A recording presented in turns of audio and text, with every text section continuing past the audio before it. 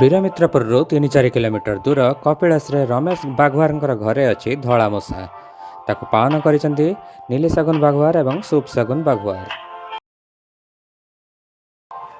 ମୂଷା ସମସ୍ତଙ୍କର କ୍ଷତି କରୁଥିଲା ବେଳେ ସେ ପାଳନ କରିଛନ୍ତି ମୂଷା।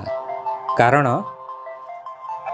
ଶ୍ରୀଗଣେଶଙ୍କର ବାହନ ହେଉଛି ମୂଷା, ଆଉ ମୂଷା ଭଳି ଚଞ୍ଚଳ ହେଉଛି ଆମର ମନ।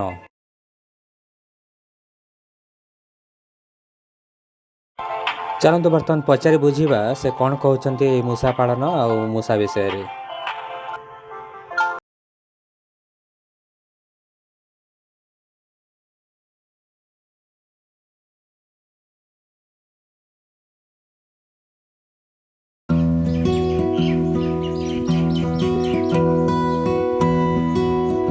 ଏମାନେ କାମୁଡ଼ିବେ କି ନାହିଁ?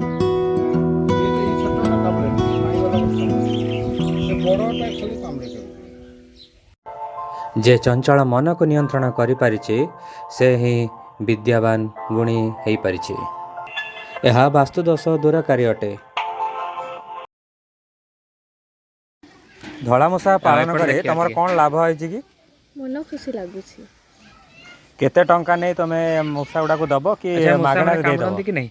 ମାଙ୍ଗଳାରେ ଏପଟେ ଦେଖ, ଏପଟେ ଦେଖ, ଏପଟେ ଦେଖ।